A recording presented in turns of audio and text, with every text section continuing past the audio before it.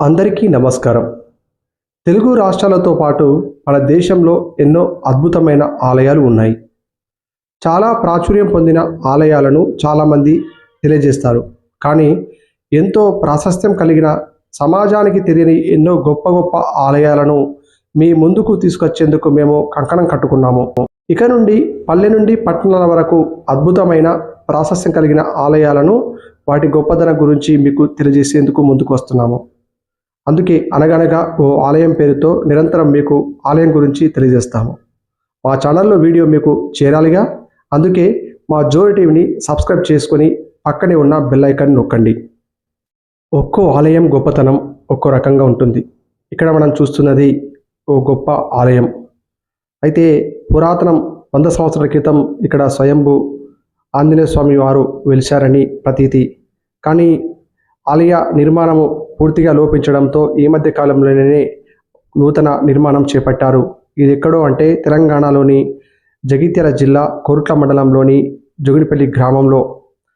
ఈ గ్రామంలో ఆంజనేయ స్వామికి మారు పేరుగా ఉంటుంది. ఎందుకంటే ఇక్కడ స్వామివారు ఎవరు ఏది మొక్కుకున్నా తీర్చేస్తారని నమ్మకంతో భక్తులు వస్తుంటారు.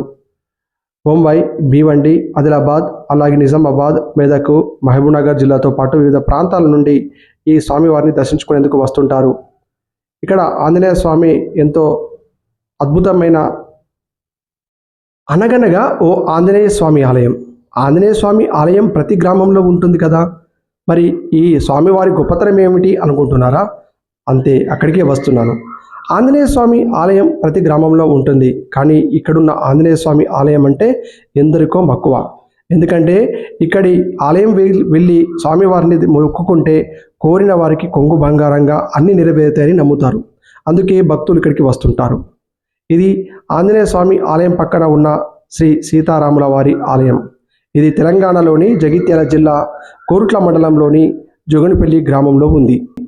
సుమారు 100 సంవత్సరాల క్రితం ఈ ఆలయము స్వయంభూ స్వామివారు వెలిస్తే ఆలయం నిర్మించారు. అయితే ఆలయ నిర్మాణం పూర్తిగా పోవడంతో ఈ మధ్య కాలంలోనే నూతన ఆలయాన్ని నిర్మింపజేస్తున్నారు. ఈ ఆలయంలో కొలువై ఉన్న ఆంజనేయ స్వామి ఎంతో పవిత్రంగా పవర్ఫుల్ ఆలయంగా చెప్తారు. అందుకే భీవండి, మెదక్, మహబూబ్నగర్ వివిధ జిల్లాలతో పాటు ఇక్కడికి వచ్చి స్వామివారిని దర్శించుకుంటారు. సంతానాలేమి, పెళ్ళి కానివారు, ఇలా సమస్యలు ఉన్నవారు ఈ స్వామివారిని దర్శించుకుంటే ఖచ్చితంగా సమస్యలు తొలగిపోయి నూతన ఉత్తేజం వస్తుందని నమ్ముతారు. అందుకే స్వామివారిని ఒక్కసారైనా దర్శించుకునేందుకు వస్తారు. ఇక్కడి స్వామివారు సుమారు 100 సంవత్సరాల క్రితమే స్వయంభూ వెలియడంతో ఇక్కడ ఎంతో పవర్ ఉందని నమ్ముతారు. అందుకే స్వామివారికి కొత్తగా భవన నిర్మాణం ఏర్పాటు చేసి కొత్త ఆలయం ఏర్పాటు చేస్తున్నారు. ఈ ఆలయం దర్శించుకోవాలనుకుంటే జగిత్యాల నుండి రావచ్చు, అలాగే కోరుట్ల నుండి జోగినిపల్లి మీదుగా వెళ్ళి ఆలయాన్ని దర్శించుకోవచ్చు.